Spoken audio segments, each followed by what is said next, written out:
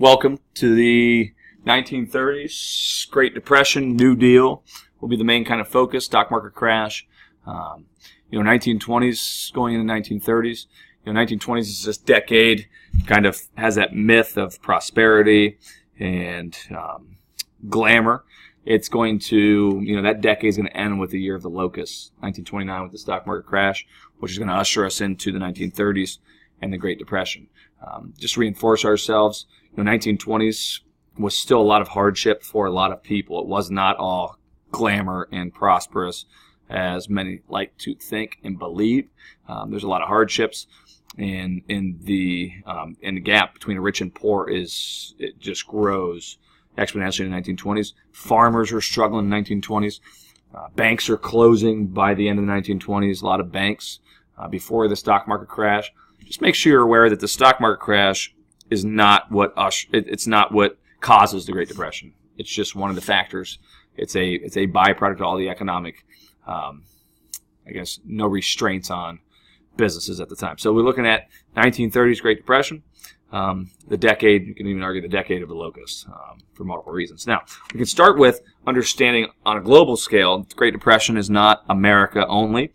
It is something that is it's on a world stage. It has world impacts. We can look at the Dawes Act, the Dawes Plan, they called it actually, where we see this cycle of loaning money. America during World War I, World War I was the Great War at the time, was the most expensive war in history at the time. We're going to see the World Bank shift from Great Britain, England, to America during that war. And Britain and France have to borrow a lot of money off America to even win that war. And when they do win, they're going to put the Treaty of Versailles, which is going to have high war reparations on Germany. And we're going to see, as a result, Germany's going to be asked to pay Britain and France money for the war reparations. Britain and France are going to be asked to pay America their debt, the war debt. And then America is going to have to loan Germany money to pay the reparations. So it's a cycle. If America, the bank, collapses here, we got some serious world problems. That's exactly what happens. The Nazis are nobody in the early 1930s, really. A very small party. But we see by the late 20s, but by the early 30s, you're going to see the Nazi movement grow as a result of this economic tumultuous time in world history. Now, ironically enough, you're looking at one of the most highly acclaimed, heralded future presidents. People are fired up about Herbert Hoover taking over in 1928, the election of 1928. He's business-oriented. People think this guy's going to keep the good times rolling, good times moving. He's somebody who is believed to be, a boy wonder. He's a great organizer. He's somebody who has a lot of experience. He's somebody who, an experience in the business sector in organizing things. For example, in World War I, he helps feed 10 million Belgians through his organizational food efforts. In early 1900, the Boxer Rebellion in China. He's going to be in the city, which is actually surrounded by 20,000 Boxers, which will be later besieged by 20,000 Boxers, later be relieved by the different powers who bring their military in. And then we also see him in 1927. There's a Mississippi flood, Great Mississippi Flood they called it, and he's actually down there organizing efforts to help keep people survive. So he is somebody who's a glory hound. He wants to be around when there's things going bad so he can get the press, and people covet this guy. Even his successor, FDR, says this guy's going to be a fantastic president one day. Now, I'm going to pause here for 1 second because I want to check and make sure. Herbert Hoover, but he has, I lost train of thought here as I paused.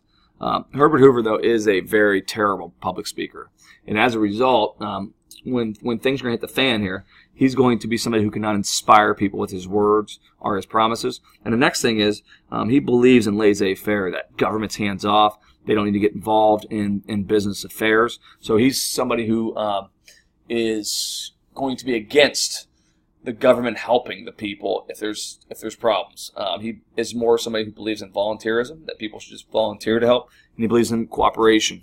Businesses should cooperate with one another to make sure the economy is running smooth. And this is kind of the ideas at the time, and he's going to be no different than with that. Now, we're going to see October 24th, 1929, we're going to see the first big kind of sign of the stock market. It's going to take a big dip, and we're going to see, leading up to this point, people thought stocks were a great investment. There were something that would be a guaranteed moneymaker. It was a great way to get rich. And you're going to see a lot of people, millions of people actually, a couple million people actually using credit to buy stocks. And that's called margin buying. And then banks are going to purchase these stocks, or these people are going to purchase these stocks on this credit and this margin. And we're going to see when the stock market crashes, they're going to be unable to pay their loans, and the banks are going to lose out on millions of dollars. We're going to see a lot of these banks close down as a result of that. So we are going to see this stock market take a dip October 24th. It's on a Thursday. 5 days later, it's known as Black Tuesday. This is when the stock market loses $14 billion in one day. Black Tuesday, you're looking at it's going to plummet drastically.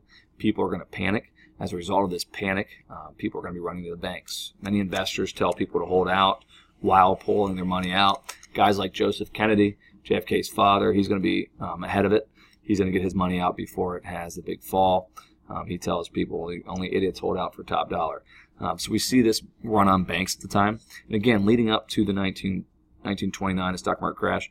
In 1928, 550 banks across the country closed. 1929, another 600 plus closed. So we see banks in trouble leading up to the Great Depression.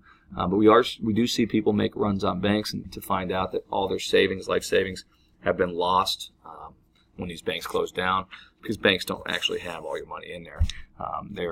They're loaning this money out to other people for investments, and a lot of bad investments were made in the 1920s, especially with the buying on margin.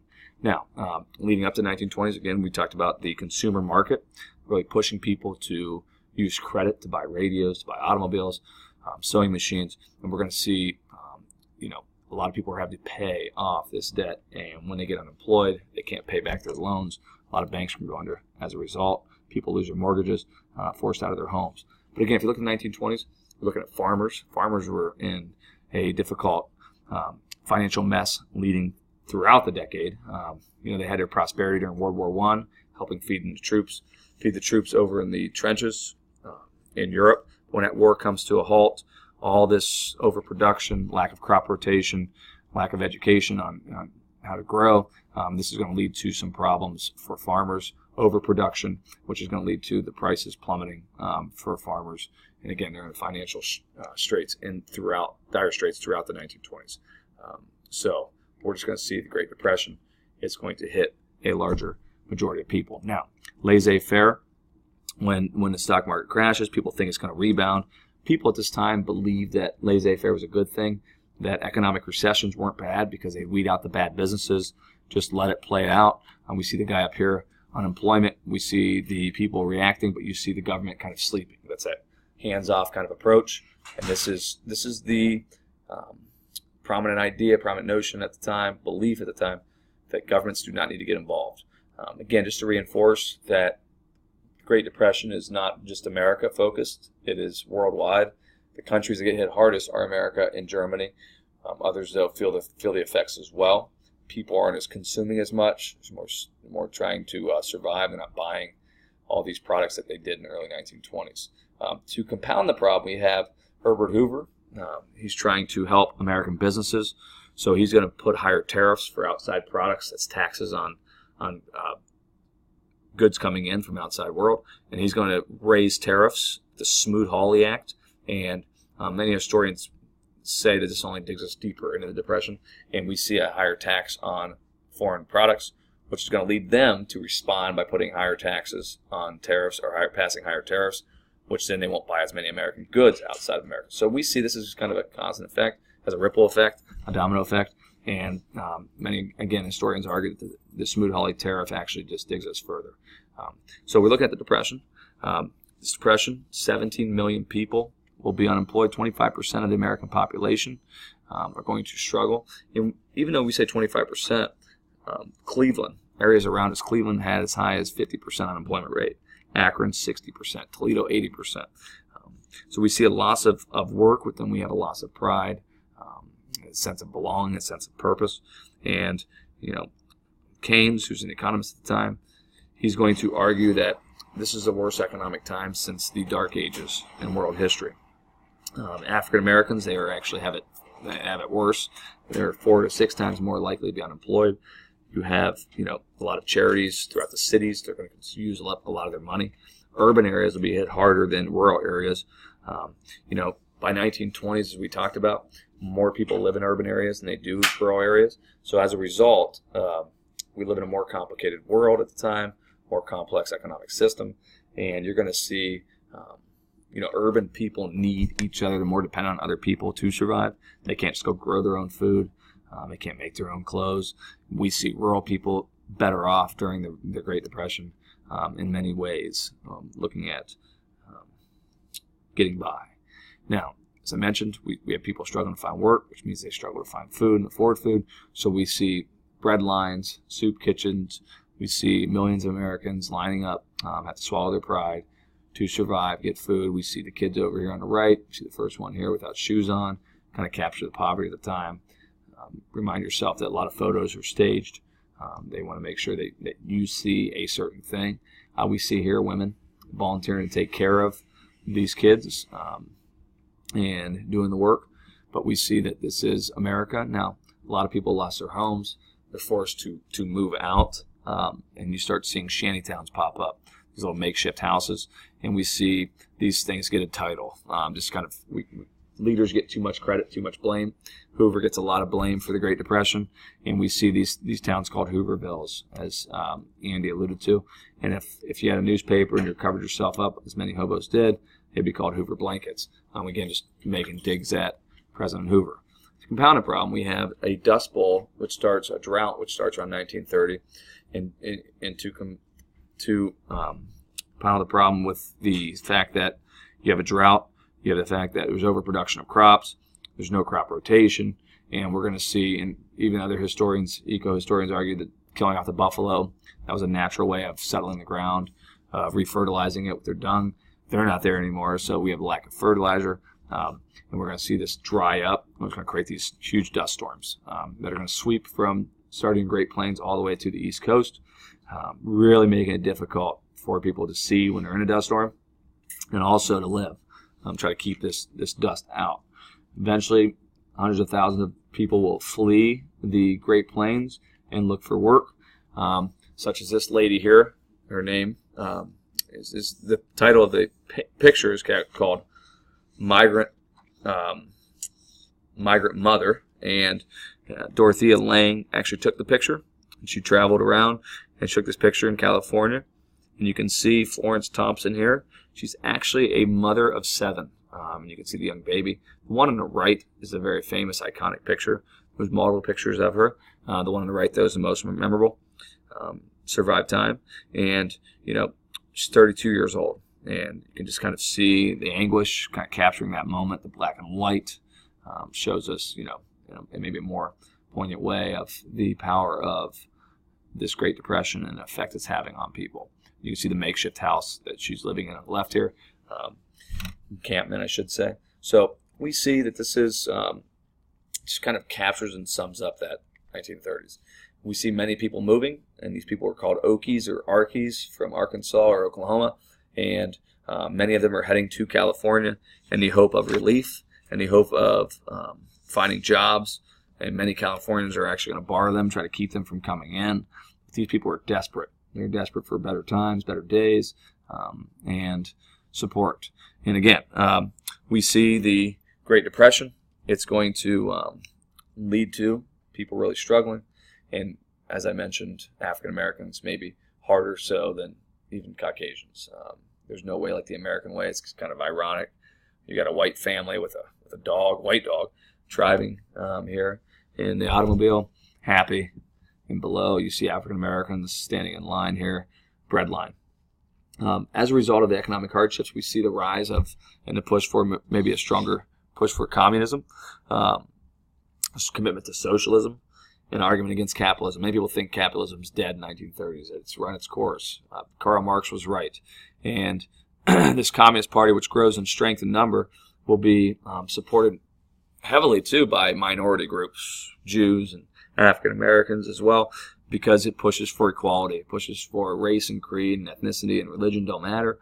We'll take you all. And many people kind of flock to this as they see the struggles of the capitalist world. Now, we need to also, though, make sure we remind ourselves that by the late mid-late 1930s, when all the purges and all the atrocities that Stalin's committing in Soviet Union start coming to light, that people start to flee from the Communist Party. It's not what they thought it was. That maybe too much power in a government's not a good thing. And we see that with Joseph Stalin. Now, we see Hoover's kind of exclamation point on his failure come to head in 1932 when World War I veterans who have been struggling throughout the Great Depression since 1929, unemployed, 20,000 of them from all the way out west on the West Coast, will hitchhike or walk or take buses all the way to D.C., the capital, and they're going to march on Washington to get their bonus that they were promised by the government. And it was supposed to come in I think it was 1945. They want it now, 1932. Well, Hoover sends MacArthur. He does not tell him to attack the bonus army, as it's labeled by the press, but he tells them that they need to get away from the Capitol building. They need to disperse. MacArthur is going to send tear gas. He's going to force these people out, burn down their shantytown houses. And when this comes to lights, FDR realizes he'll be the next president. He knows that there's no way that Hoover can escape this. And we see soon-to-be President Roosevelt here. He's somebody who in 1921, has always been very charismatic, but in 1921 he goes swimming and he ends up getting struck down by polio. And he ends up being paralyzed from the waist down, pretty much. He'll never be able to walk on his own again. He's going to be very melancholy for a while. I think his political career is ruined, but he's actually going to have a bounce back through his wife, Eleanor, is really going to help him push through this. And he's going to get some confidence, renewed confidence. And one thing FDR is able to do that Hoover can is provide hope in the White House. With his words, he's very charismatic. He's somebody who can inspire people that better days are ahead. Hoover has lost his touch on that, and we're going to see that people are going to rally around FDR. And he wants to do the best he can to separate himself from Hoover's policies. But we do see election in 1932. We see FDR is going to sweep into office as a Democrat, and people are sick of Hoover, and they're going to shy away from him. It was Inauguration Day, which was very awkward in many regards between FDR and Hoover. FDR is able to strike up conversation with anybody. He really struggled with Hoover. Hoover's somebody who's adamant it's not his fault. His ego is hurt. It's wounded. He's somebody that's going to actually attack FDR's policies until the day he dies. And Hoover's, again, he has that mindset that the government should stay out of it. FDR, and Hoover, somebody who believes in volunteerism. People just need to step up on their own, and cooperation between business and labor, where FDR is going to be somebody who pushes for bigger government, large government. And that's what the New Deal policies are going to be all about, is that large government. Now, behind every great man stands a great woman. Behind FDR will be Eleanor, and she's going to be somebody who transforms the role of the First Lady in office. She's somebody who is going to take a very active role for traveling around the country, kind of getting the pulse of the nation, of going in people's homes and hearing out their story, and then sharing out with FDR and finding ways to help these populations, people. She really wants to push for desegregating the federal jobs in the government, and she's a very inspirational woman. Personal stories with Eleanor. She is Teddy Roosevelt's niece. She's actually his favorite niece, but she has some insecurities in her looks. Her mother, who was, from many accounts, a gorgeous woman, would nickname her Granny and tell her she's ugly, which is going to play off her insecurities. And she's going to be devastated when she finds out FDR, her husband, when she's unpacking the suitcase. There's some notes, love letters between him and Lucy Mercer, and she's going to be devastated from that point on. The marriage will be something that's more of a formality. FDR knows he needs her if he wants to stay in office, and she needs him if she wants to get some of her aims met. They sleep in opposite rooms, but they have a very professional relationship. And we do see FDR, when he takes power, he's pretty quickly going to push the bank holiday and push through the FDIC. He wants to get trust back in banks. Banks are very important because banks are what, they give loans to people to invest money, to open up businesses, and that's how you create wealth, is through those investments. So he wants to build that trust in people they have in banks. So he's going to push the FDIC, which insures up to a certain amount of money. I think it's $250,000 today. Back at that time, I think it was around 2,500, 3,000. But he's going to close down all banks for a few days, and he's going to make sure they can't reopen unless they meet certain government regulations that they're safe to reopen. So this will be the bank holiday, it's known as. He pushes through the 20th Amendment, which moves Inauguration Day up to January 20th, which we still use today. And then we have also, he is going to push through the 21st Amendment, which is going to end prohibition and help get some money back into the government coffers with pushing taxes. Anything that just cause an effect in servers too. I mean, you're looking at, even going out to restaurants and you have a few drinks, spending more money, tip better. So, I mean, it just has a ripple effect throughout society. He's going to use his fireside chats to push and promote what he's doing and to inform the American public. If you're looking at, radios at the time, 2 out of 3 of Americans had radios in their homes. So he's going to use this to convey that message to, again, promote what it is he's doing and to keep the public informed. And with these things called fireside chats. And he's going to use, the first president to use them was actually Calvin Coolidge, interesting enough. And you're going to see the arts be used. You guys saw that in Going to the Source. The government's paying artists to paint murals in post offices. You see people going to movies more so in the 1930s, even more than in the 1920s, and pushing kind of the idea of, get out of their misery for 2 hours and just focus on, living vicariously through others. You see this painting on the left here, kind of captures the sense. Outside of the movie theater, you still have depression and melancholy, but inside there's some joy. You see Cleopatra in the background. You have Gone with the Wind, very famous movie. More people stayed at home, played cards. So you could say that, the economic recession brought families closer together. You can make that argument as a historian if you wanted to. The Roaring Twenties, for all laissez-faire, less is more, business hands off. As we know in history, the pendulum always swings back, goes the other way. And we're going to see that John Maynard Keynes, he's going to be an economist at the time. He believes that more government spending is what is needed to lift us out of the recession. Less laissez-faire. We need more government spending, more government jobs. We need to promote this. And you're going to see we need more money in the economy. We need inflation to actually, it's deflation, not enough money in society, so we're going to push for more inflation. The New Deal will be a byproduct. In the first 100 days, he's going to push all kinds of new initiatives through.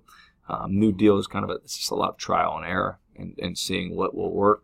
But again, he's trying to give hope to the American people, to give them trust back in their country, give them pride back in themselves, getting them back to work. But again, it's the danger of big government. There's a lot of critics of it, and we're going to see that.